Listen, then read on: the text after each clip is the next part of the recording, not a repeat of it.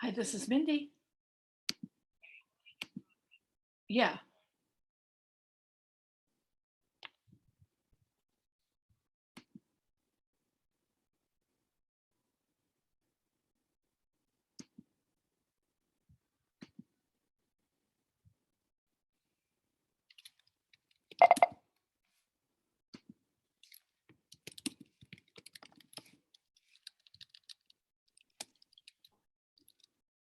All right, welcome everybody to our Advisor Wealth Mastery webinar.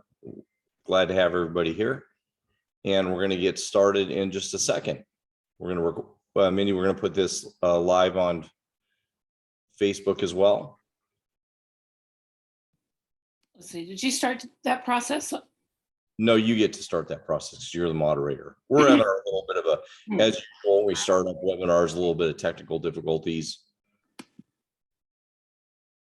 All right, well, let me get started while Mindy's doing that. We may or may not be live on Facebook. Appreciate everybody being here.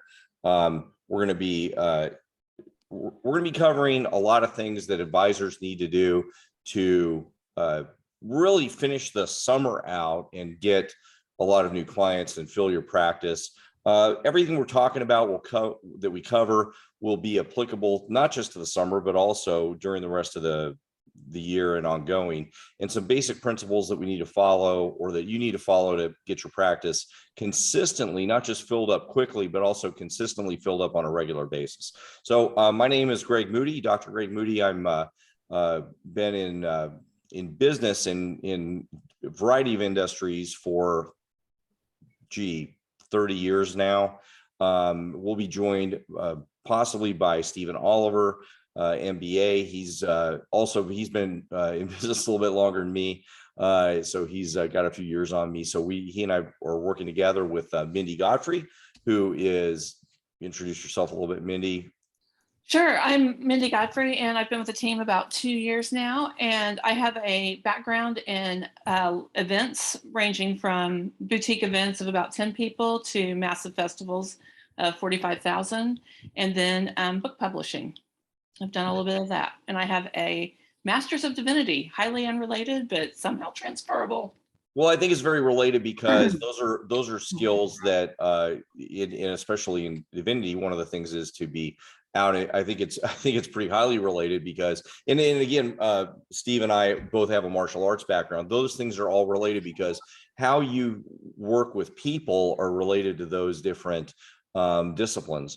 And so much of what we do as an advisor is related to how we work with people.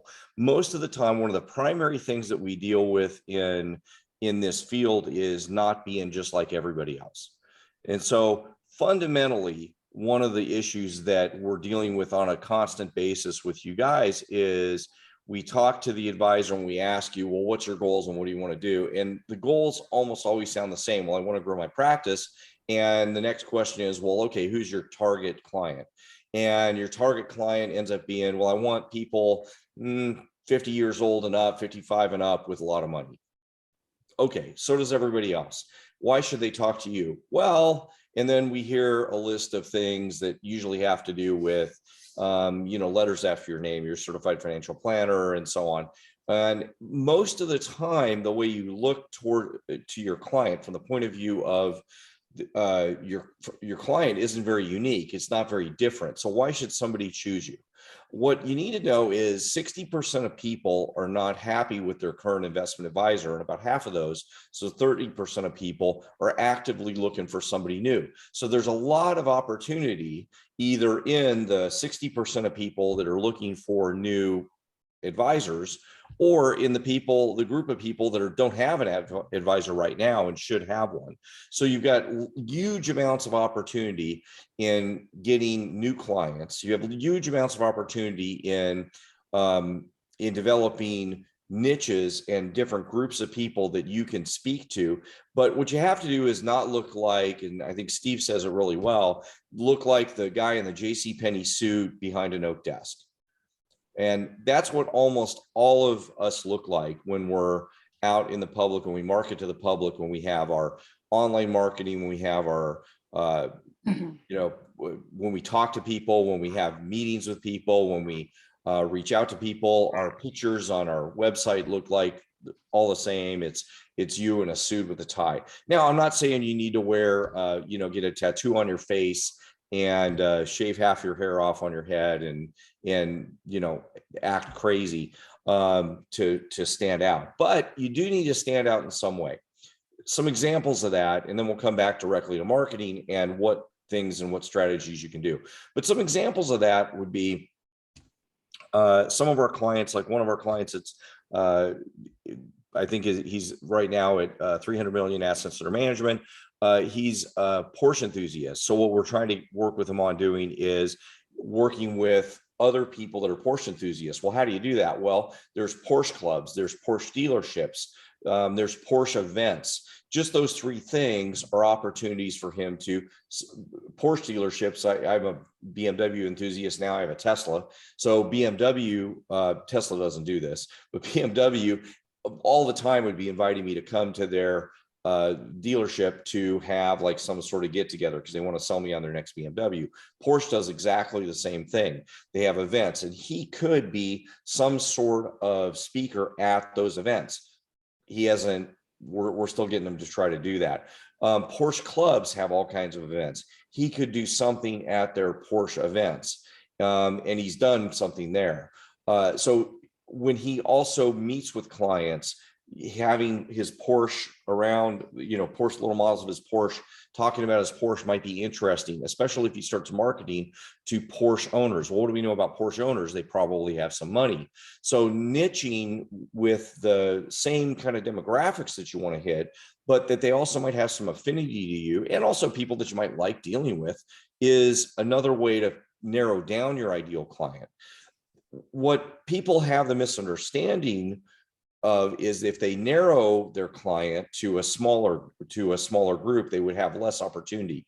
What really happens is you have more opportunity. If I'm marketing to everybody 55 and up with an income over a certain amount, you look like your message isn't going to get through. It's like, well, I'm an advisor for everybody. Well, then you're kind of an advisor for nobody because you're not speaking to that person. But if I'm the advisor to dentists, for example, I'm the advisor that's going to help dentists learn how to retire early and retire well and retire with a good income.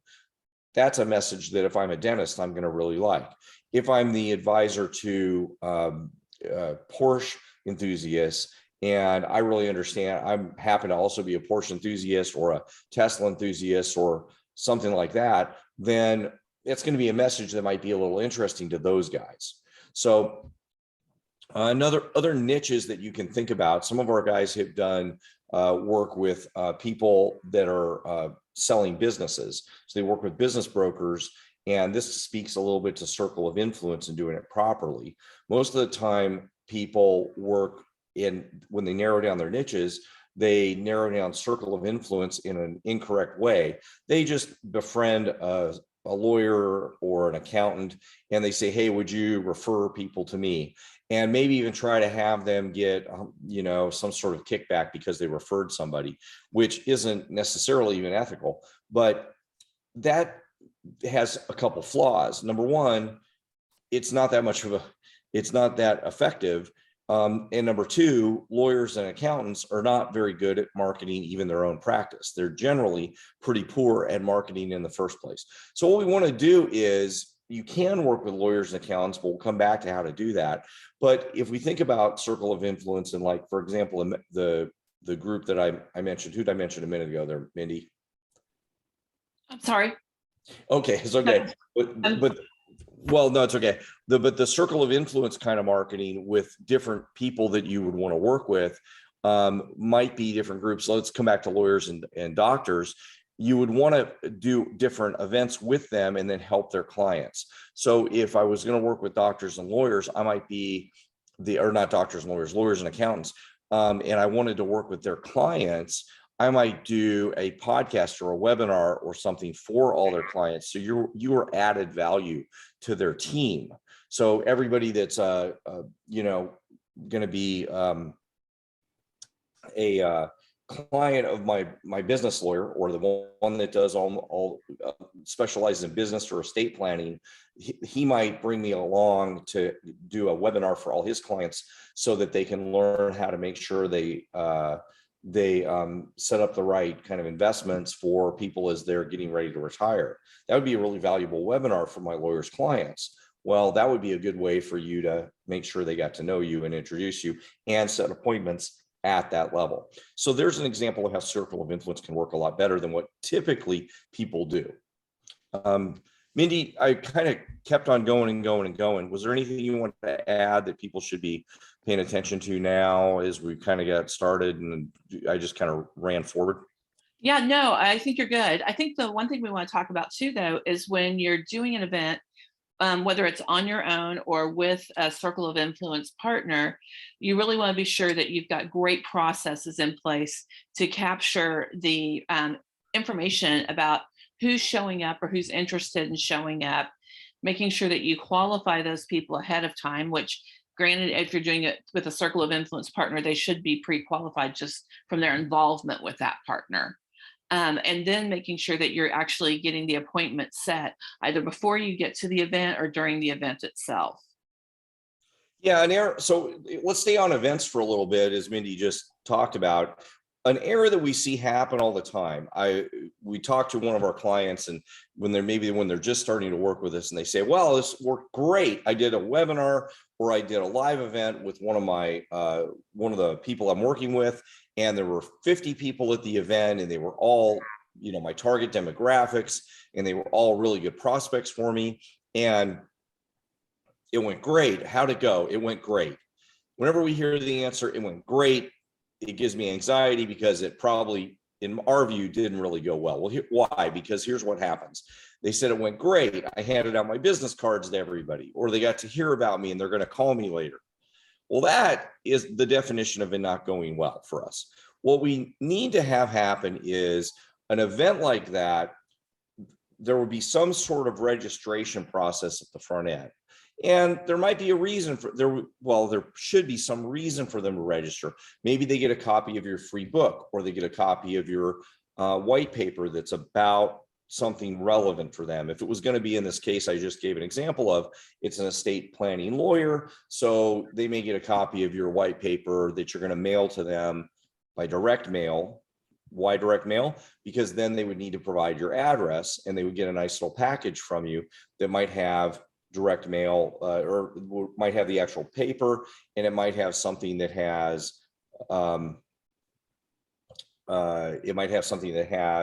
the white paper, and it might have some other information. We'll talk about kind of what would go in with that in a second. And they would get that package. So that's why they have to fill out the form at the beginning. So everybody just gets a nice check-in, say, "Hey, fill this out so you can get," in my case, they get Dr. Moody's package that has a white paper on how to invest properly when you're getting close to retirement. You're going to get that all for free. There's no obligation or anything. You just get it in the mail. Okay. And they fill that out.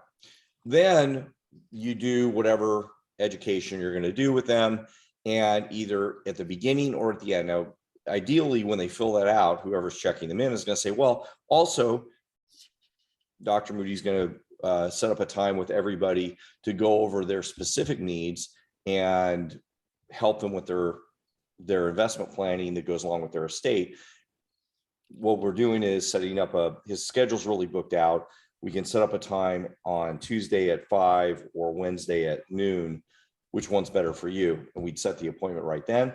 Most people are going to say, "Oh, well, I'm not sure. I got to check my calendar." No problem. We'll just pencil in a time, and then you can get back to us if it doesn't work. Now, that second part is pretty much magic. It will almost always work. And we find at events, and there's a little bit more to it than that we work with you one-on-one. Mindy's got her phone number up there, and you can call her to set up a time, and we can go through the details on that. But when we do that at events, we will get 90 to 95% appointments set on either the front end or on the way out as they check out. And we have a little bit of a checkout process that's similar to this on the back end. So when we do events like this, and there's a few other types of event styles that we'll get, again, 90 to 95% appointment rates. Now, we set appointments not flyers that we hand out, not lead forms that are filled out that we have to chase down later, because that's like mind-numbingly difficult. So we get appointments. That's what you want to get from different types of events. And this probably sounds different than what you've heard in the industry. And that's because in the industry, 98% of the industry does it incorrectly. And that sounds pretty assertive for me to say that, but I'm going to say it anyway because it's true. 98% of the industry does most types of things like that, like this incorrectly. They just don't know how to do it right. So when you look around and somebody says, well, they do a webinar and they plaster their phone number at the end of the webinar, their email address at the end of the webinar, their website at the end of the webinar, and then they're done. And maybe they say, well, they don't get much. Or, you know, the traditional way to do this in the industry is to do some sort of a meal event where they provide a meal and they do some kind of, there was just an article in the Washington Post about this, that somebody's made a good career out of doing, you know, invite higher demographic people, buy a list to a higher demographic. And they do, and the one I was just reading a report on, they did it at the Washington Inn, which is a really high-end place in the DC area. And they spent $300 per plate on the meal, but their close rate was really good. Well, why was this okay to do? Because they were really good at setting appointments from the $300 a plate meal that they did. So that is effective, but it's only going to be effective if you're good at setting appointments at an event like that. So those plate liquor kind of events do work, but only if you do the rest of the process right. And again, most of the industry doesn't do it right. So then we hear a lot of people say, well, these things don't work. That's common. But anyway, let's go back to other types of marketing. So one marketing type of event, or one marketing strategy you can do, or tactic you can do, is have events, but then make sure they're layered. There's enough layers on the event so that you set appointments at a good enough frequency. And those can be massively effective. You can really grow a practice with those. The big picture here, though, is let's talk about the big picture. The big picture marketing is having enough marketing things go on. So here's what happens when we talk to people most of the time is we say, well, what are you doing for marketing? And they say, well, we get most of our marketing by word of mouth. What that means is you're not marketing at all. You're hoping, and it's really marketing by hope. It's hoping that your current clients are going to let other people know. And there's an implication here that you're such a good advisor that people are going to let other people know about you. In reality, it has nothing to do with you being a good advisor. What it has to do with is you being a very nice person, and you being a nice enough person that people trust you.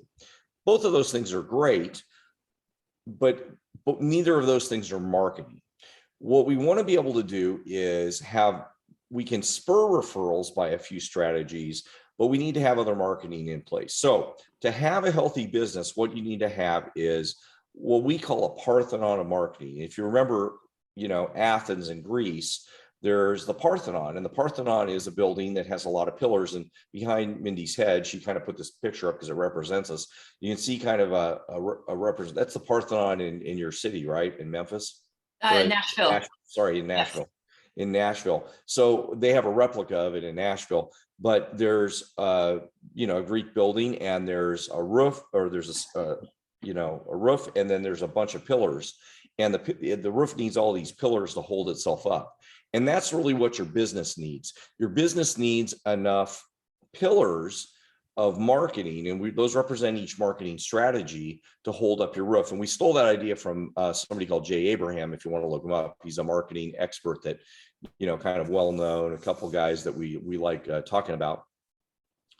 So you need enough marketing strategies going on so that you can have a successful business. And that's true of every business. If you were making hamburgers, it would be the same thing. If you were doing running a dance studio, it would be the same thing. You'd have to have enough marketing activities going on. One of them we've talked about is events. Another one we'll cover is referrals. Another one, though, could be paid marketing offline. Another one could be paid marketing online. Another one could be your social media marketing. Another one could be a lot of other things. And some of these things could depend, could be TV advertising, it could be radio advertising. Not that we necessarily recommend any of these things for you. What's going to depend, what your marketing is going to depend on is, number one, is your budget in terms of money, how much can you spend, and your budget in terms of time, how much labor can you spend. If you have a lot of time available, then you do, or you don't have any money, you have to spend more time. If you don't have any, if you have a lot of money and you don't have much time, then you can spend more money. For most people, you got to do a combination of both, and most healthy businesses do a combination of both.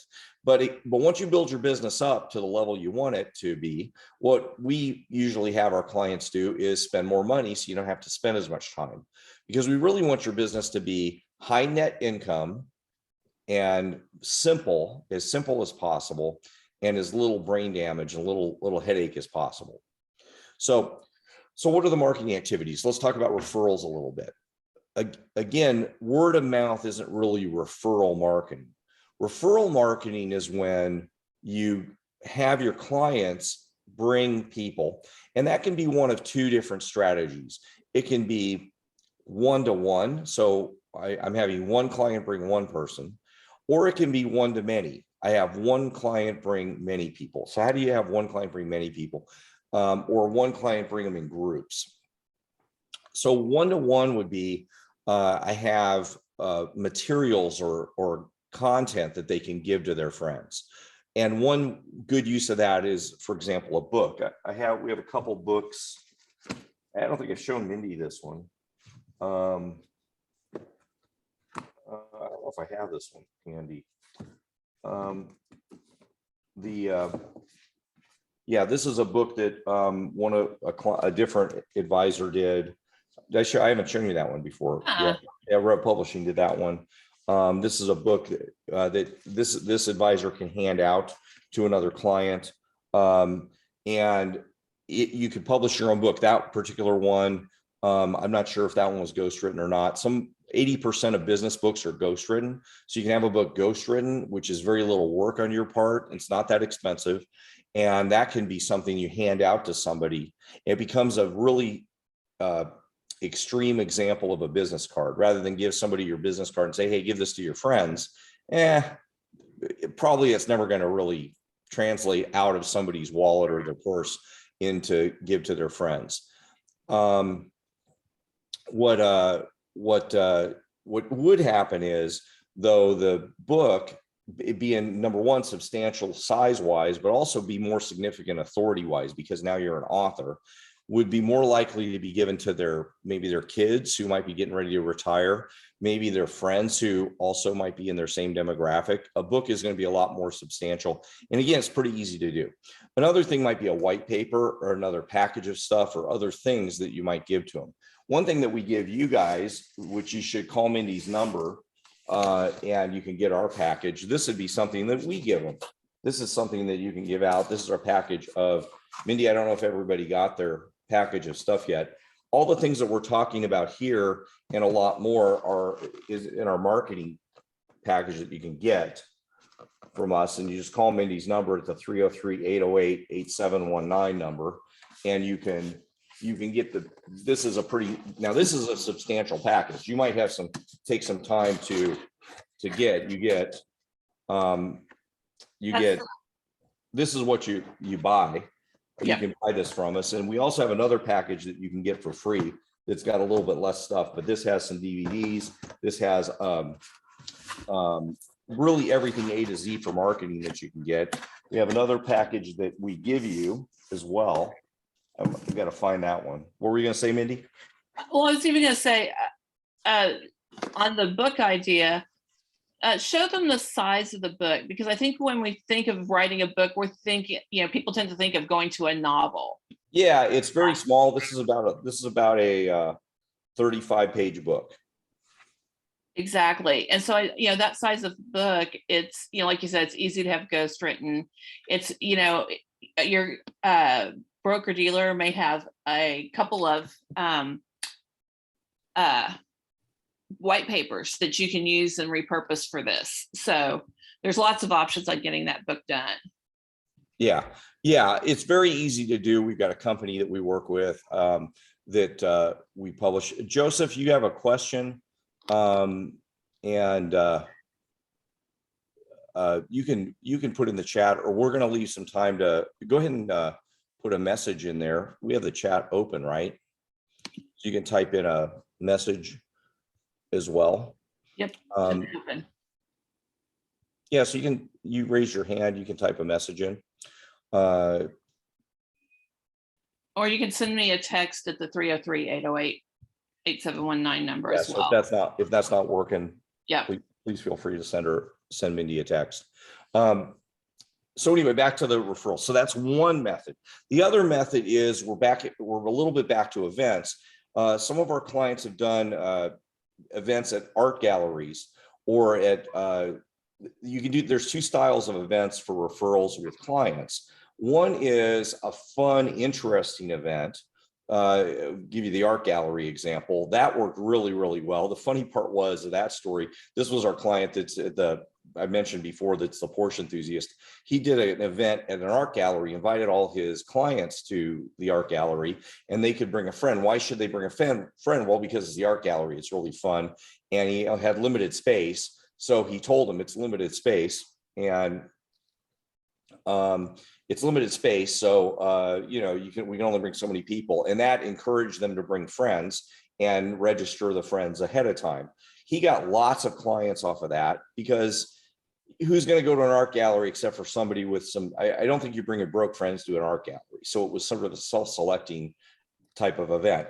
That's one type of event, is something interesting, fun, and you're self-selecting because your rich clients are going to bring their rich friends, right? You're going to sort by the kind of clients you have.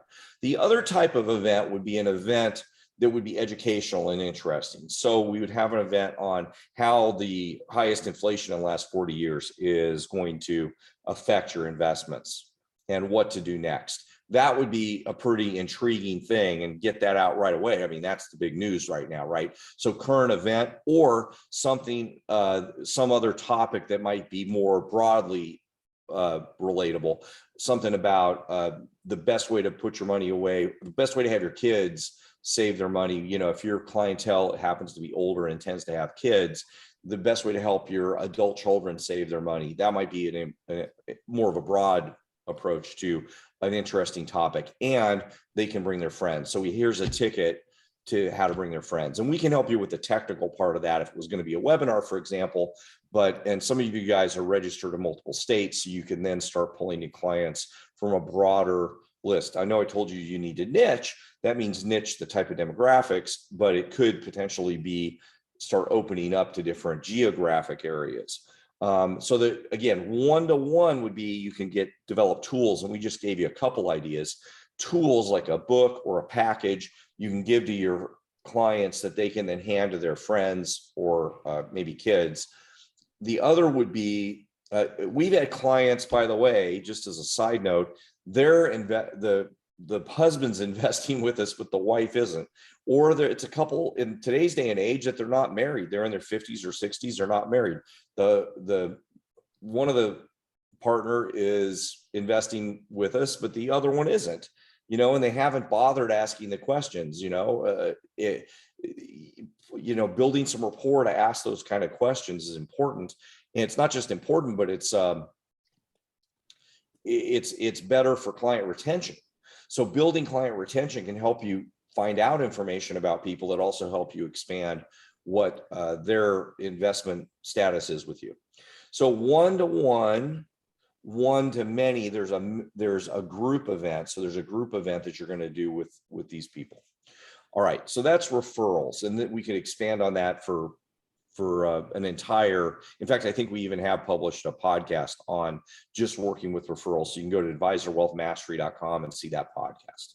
Let's see what was next on the list. Did you get Joseph's message? Yep, we're working on that. Okay, we're working on the question. Okay. Yeah, and you guys can text Mindy. If you do text Mindy, we can also, you can give her your address, phone number, and information about, we can send you some information as well. Let's see.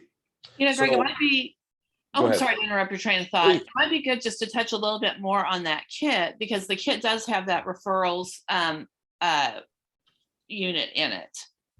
Well, it's got Marketing like 15 DVDs, audio, and Right. transcripts of really A to Z marketing across all these areas that we're talking about. Yeah. The next thing to think about that I think people, let's kind of go along those lines with your current clients, is your past clients and prospects. What we find a lot of people are missing, and I'm trying to give you the lowest hanging fruit here. The lowest hanging fruit that you can do right now is, other than clients, prospects, and build your referral system so that it's not just word of mouth, it's truly your referral system, would be the current clients that you have and the prospects. In other words, the people that have raised their hand and said, we want some information from you, here's our info. They've come in and met with you, but said, no, they don't want to work with you right now. That was just right now.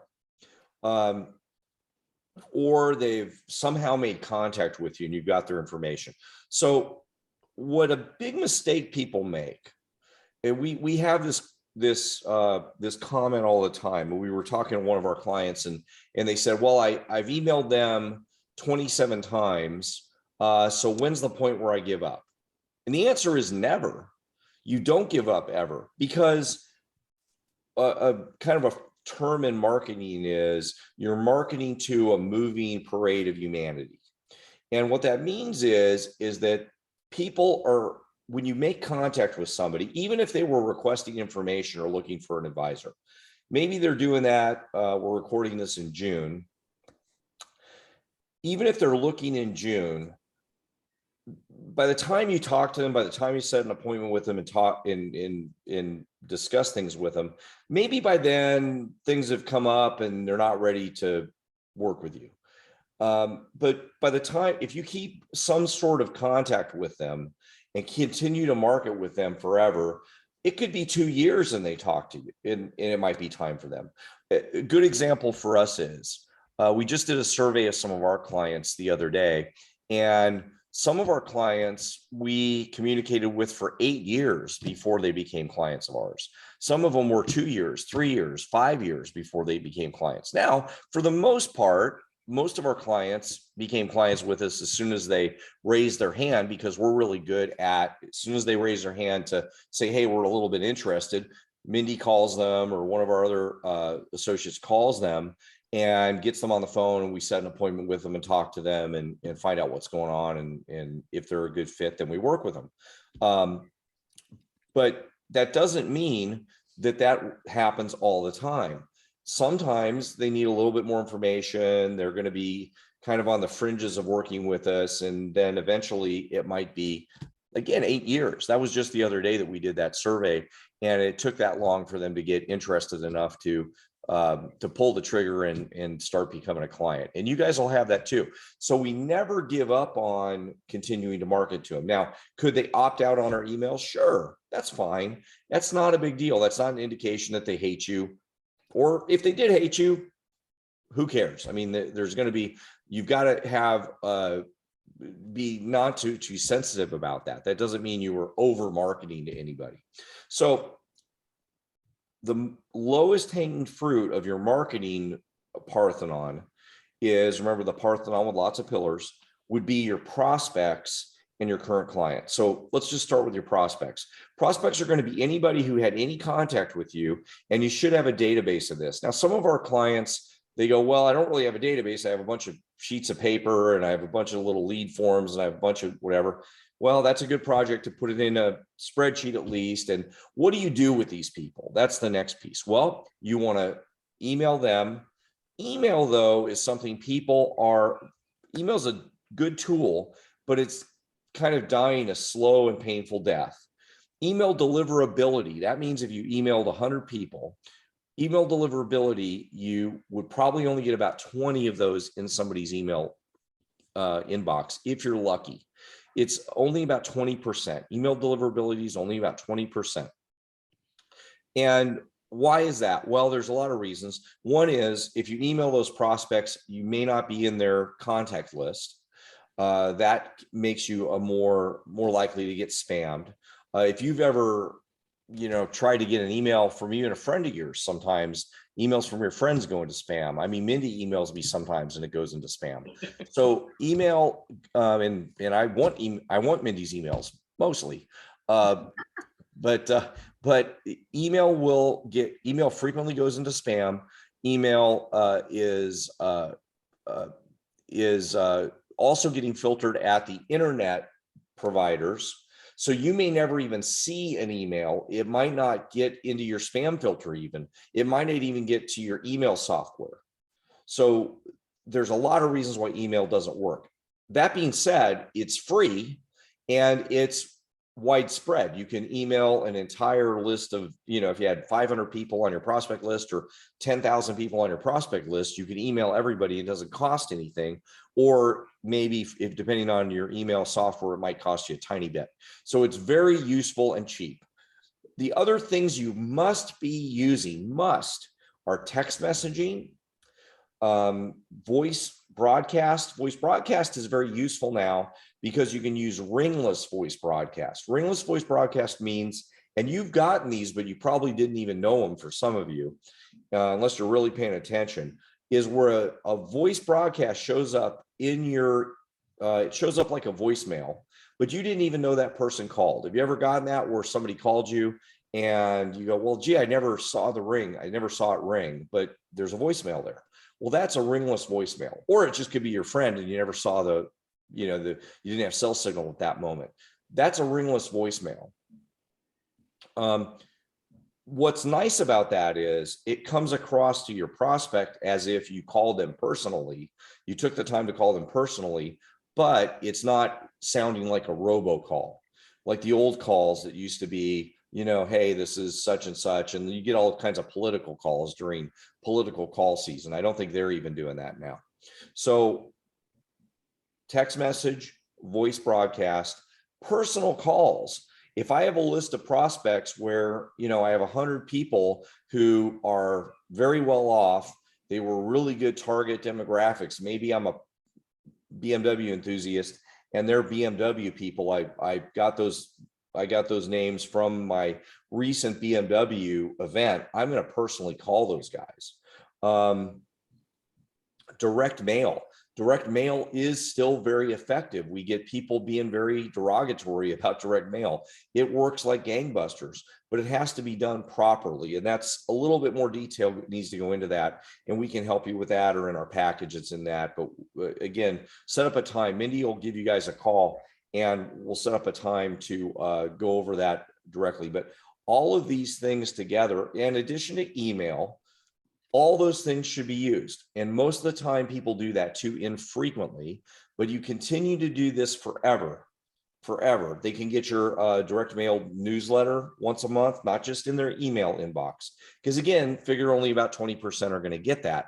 But again, a text message, and the frequency would depend on, almost everybody's doing it too infrequently and not long enough. And long enough is forever. So that's your prospecting.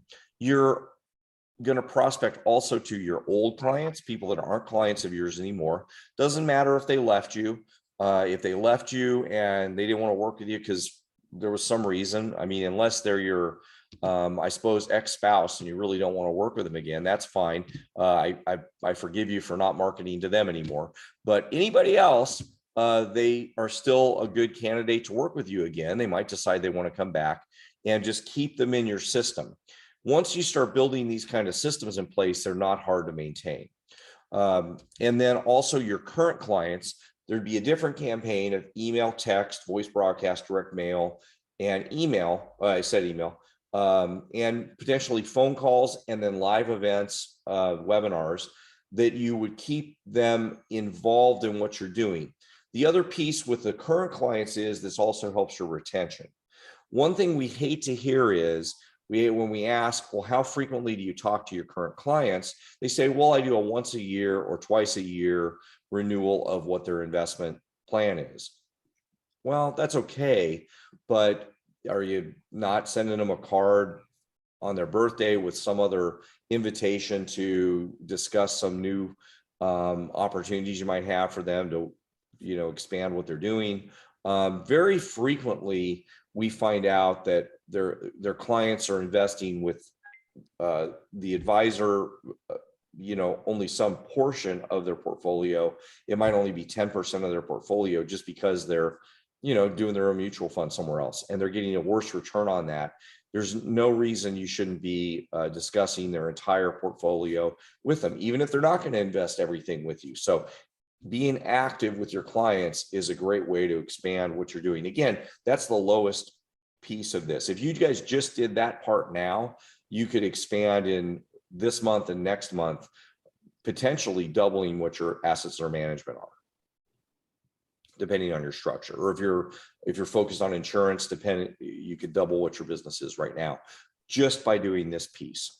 Okay, let's talk about we've got about 15 more minutes, some online. Do we have a question that we need to answer, Mindy? No, I'm just getting Joseph scheduled with some time for you tomorrow to dive a little deeper on doing a book. Okay, cool. Yeah. The next piece, let's talk about online marketing. Almost everybody's website is not very good, and I'm being polite about that. If you look at some of our podcasts on that, we've dug into this a little deeper, and it's understandable if some of you are working with a larger company where you're captured and you've got a few restrictions, compliance restrictions. Many times those compliance restrictions aren't really necessary, in our opinion, that you don't quite have to be as restricted as, let's say, one of the bigger companies requires you to be, in terms of what you would offer on a website. You could offer a free white paper, free report. I mean, Fisher Investments is a really good example. They have a boatload of free reports and calculators and all kinds of stuff on their website, so that they can generate leads from that. Their website's a pretty good example. We like theirs. Pretty much all the rest of them we don't like. That's not what you need individually, though, as an advisor.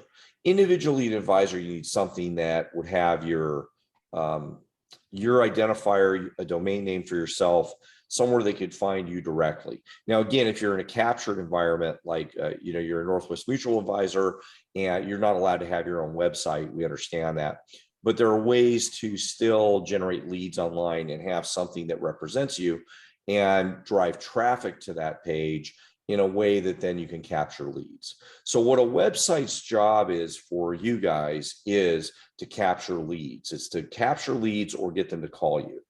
That's what the job is. If that's not happening, then there's a failure in the system. And that's a primary function of the website. Any other marketing you do, 80% of anything you do external to your website or offline, people will try to look you up. And if they try to look you up and they can't find you, and I don't mean your LinkedIn page, because your LinkedIn page doesn't count, they'll end up going in through your website. And if they try to go that way through your website and it takes more than a couple clicks, they're very likely to go to somebody else, even in your same organization, but that doesn't do you any good. So what we have to do is we have to look at your individual situation. This is a little more complicated. We have to look at your individual situation in your structure, in the company you work with, and then make sure we arrange your online marketing so that it's compliant, still fits within your corporate structure, and maximizes your lead generation. So there's a little bit of complexity there. And for most of you, you don't want to have to deal with any of this online complexity because it can be technical. So we'll help walk you through it. I'm trying to give you the big broad strokes of it. We need it to be compliant. We need it to fit within your corporate structure, but we need it so that when people do a search for you, if they did a search on Greg Moody, if you did that, you're going to find a million different things about me because I have a pretty eclectic background. you'll find, actually, there's also a guy who writes bicycle mysteries. So you'll find me and the guy that writes bicycle mysteries. If you did that, you'll find a million other things about me. Most of the other stuff I think is me, except for the bicycle mystery guy, who's in Denver and was a movie critic. So he and I both have a lot of content online. But when they search for you or for investment advising in your area, our job is to get you to pull up to the top, and then you can kind of swamp out everybody else. So that's one piece. The other piece is paid traffic. So paid traffic can be really valuable. What people are tending to do right now in the industry is devolve into either one form or the other. What we see a lot of is LinkedIn marketing or Facebook marketing. So LinkedIn and Facebook marketing and driving, paying for leads these ways. Now, there's nothing inherently wrong with Facebook or LinkedIn marketing. In fact, we use it and we can get some business from it, and you can get some business from it. But what tends to be wrong about it is the companies that are doing it for you. You got to be really careful. And we usually review this for people. We see the majority of them are generating a lot of lead volume, but it's low quality leads. So when you call the people, it's a lot of no answers and very few appointment sets. So that's the problem a lot of times with this type of marketing. Or even some of the companies that do this, they'll guarantee appointments, but these appointments end up being very low quality and they don't show, which doesn't do you any good. So we've got to be really careful with paid marketing. Google AdWords can work really well. This is people. The difference with Google AdWords is it's people that are directly searching for you. So they're wanting to get your service and not, they weren't watching cat videos or political messages on Facebook and then maybe picking your ad out, or, they were just getting poked on LinkedIn because they happen to meet your demographics. That's how LinkedIn and Facebook marketing works. With AdWords, people are looking for you. All right, before I go on, any other questions or any other things that you've got now, Mindy?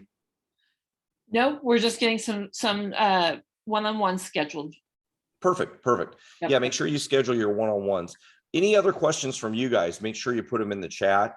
We wanted to make sure that we, at this point, we got about 7 or 8 minutes. We got about 6 minutes left. So we want to make sure we got covered any questions that you guys had on marketing. I know I could go on any of these individually. Hey, there's Stephen Oliver. We've covered a lot of ground here, except you're muted, so we cannot hear you. I need to learn sign language, huh? Yeah. So Okay. This is Stephen Oliver, MBA. We've covered a lot of ground. We've covered referral marketing, online marketing. We've covered the Parthenon. We covered, what did we cover at first? We covered books. We covered events. Yeah, we covered a lot of stuff. And I was just getting ready to see if anybody had any questions. And go right ahead. Yeah, we could promote everybody, Mindy, and then why don't we do that and see if anybody's got any specific questions, because we've only got about 6 minutes left before we wrap up.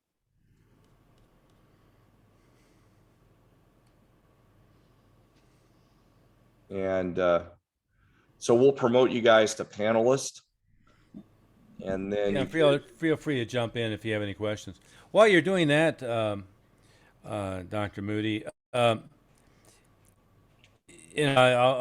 probably will repeat what you're saying, but with all three of us having come from very highly successful marketing careers in other industries, and having studied with the absolute best in the business, whether it's author in big event promotions, Mindy with multi-unit retail operations for myself, and Dr. Moody, and working with everybody from Jay Abraham and Ron, John Carlton to Dan Kennedy, and in my case very closely with Dan for years, is I am just shocked at how limited the thinking is and how miserable the level of marketing knowledge is for almost everybody in this industry. I'm just I'm trying to remember the name of the book, but it's the prototypical card system, 10-3-1. Only marketing system is get a client that's already in your warm market, meaning aunt, uncle, sister, brother, frat buddy, whatever, and then bug them for all of their friends. It's amazing to me how that's the level of thinking that's as far as almost anybody in the industry has gotten, right? And we work with a lot of very high performing 7-figure net income earners that are captive, with Northwestern Mutual or a variety of others.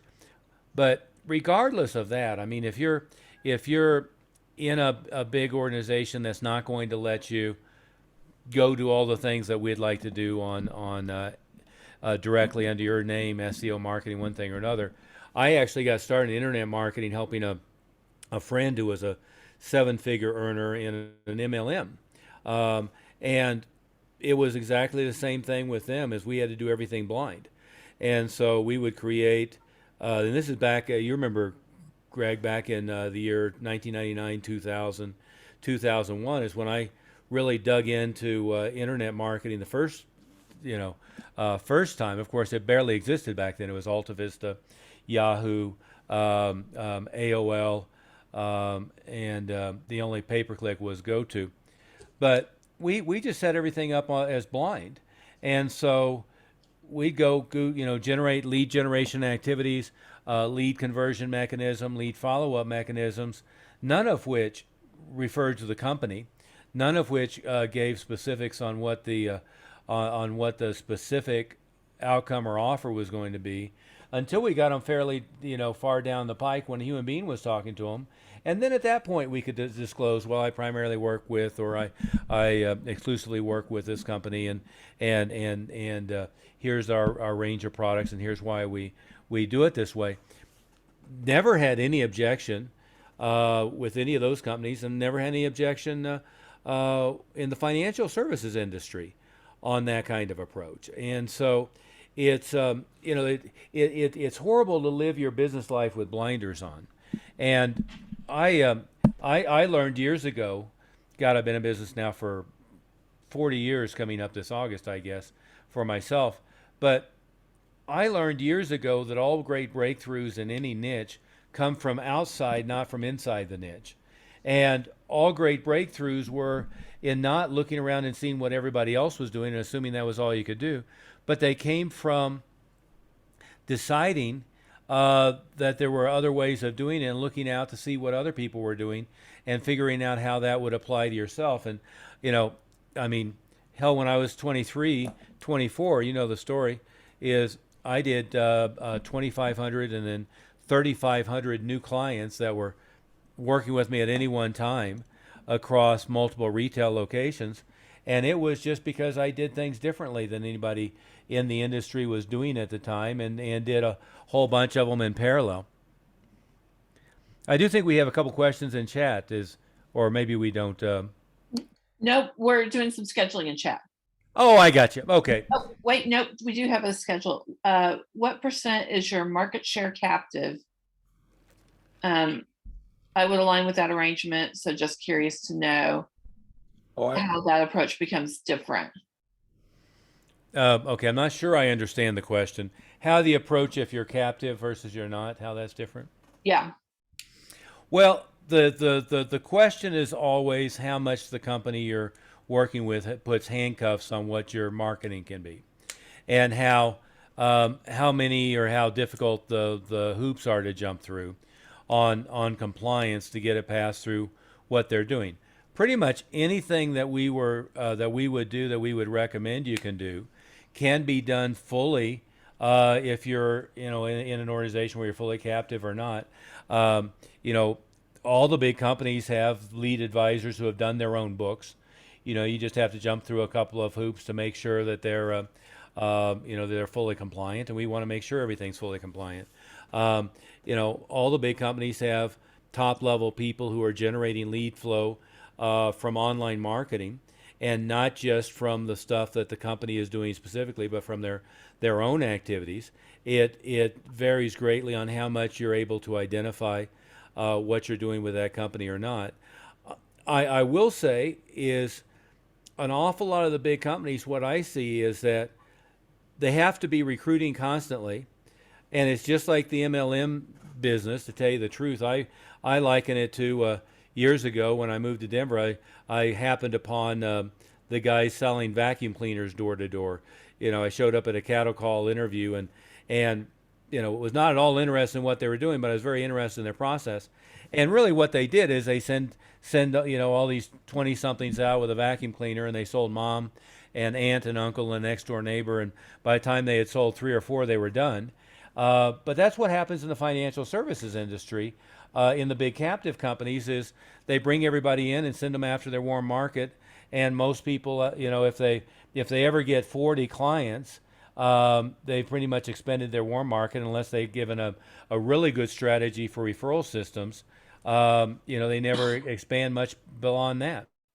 So I don't know if that answers the question. What would you add to that, you two? No, I mean, I think that's exactly right. There's really no training and there's no support for building a business. Yeah. I mean, it's as fundamental as that. There's no support for building my practice or my business. It's throw them to the wolves. Well, I might say it a little differently. There's, in almost all cases, extensive training on product knowledge, which is almost, it's foundational, but it doesn't get you very far. And then there's usually halfway decent training on sales process. Once you get somebody in front of you, how you talk to them. But there's very little training on, if I don't have if I don't have 100 frat buddies, or if I don't have, a whole bunch of people that I know from some other, purpose, if I'm not in a different business and I don't bring a bunch of clientele, how do I go get them? And, the old movie depictions, one of my favorite old movies about Jordan Belfort and Stratton Oakmont was the first one. It was Boiler Room. But, the industry really has evolved from that kind of mentality, is put a new person in and you have to make 100 or 200 or 300 calls a day, which in the era of do not call lists and in the era of cell phones is increasingly problematic. So they shifted to, let's just go cold contact people on LinkedIn. And then let's apply 10-3-1, that old tired formula to cold contacting on LinkedIn. And all of that is really, it's fine to grow slowly. It makes it impossible to grow quickly. If that's a fair way to say it. There are an awful lot of better ways to go round up 50 clients at a time, 100 clients at a time, than cold contacting them on LinkedIn or cold direct cold calls and one thing or another. That's just and again, it's not that it doesn't work. In my case, over the years I've probably brought in the range of 35,000 clients for my own business. And I don't know, Greg, what would you say if I had to guess 1 million clients for businesses we're working with? Yeah. It's not that we don't, from time to time, somebody hires up staff and they go do some of those, more manual labor stuff. It's just way at the bottom of our list. I'd rather go to an organization that already has 500 of my prospective clients rounded up and do something with them, a host-parasite type of relationship with them. I'd much rather have the book and have the other tools that I've put together, and some of them can be from, whether it's Northwestern Mutual or from LPL or from Mass Mutual or wherever it might be. A lot of those tools can be things that are already created internally. But you've got to have a way to get an awful lot more qualified people raising their hands and then push them through your pipeline effectively, and to get it out of being just a pure manual labor activity. Now it's a pretty highly paid manual labor activity, but it's still a manual labor activity. It's trading dollars for hours for dollars, which is never the way to really scale well. No, that's exactly right. Yeah. On that note, we're probably going to have to wrap it up here, but anything, I'm sorry for getting in way at the last minute. We're literally triple booked today, since we have yet another meeting in the other room starting right now. But any other questions or anything, guys, that we should follow up on before we head to our next meeting? No, I think that we should make sure that Mindy, I know that you've set up times with everybody so far. I think that anybody else that we need to remind of that. I just need you to check. I sent you a message about a couple of times on Thursday, Greg. Okay, I will, and then I'll let you guys figure that out, and I'll pop over to our other meeting. Yeah, Okay. and anybody who's listening to this in a recording, make sure you call Mindy at the 303-808-8719 number. We'll set up a time to work with you individually to help you diagnose exactly where you should start with all this stuff, because everybody needs to start in a different place. Again, there's money and time, and those are really the two levers we have to pull to get things moving forward. I think that we need to figure out exactly where you're at. We also send you some free stuff, and she can get that on the way to you, in a really a big package of things so that we can help you. And there's no cost or any obligation or anything for any of that. We want to make sure that we get you started in the right way. If we decide that we want to work with you later, we can evaluate that at that time. Okay, and we'll see everybody later.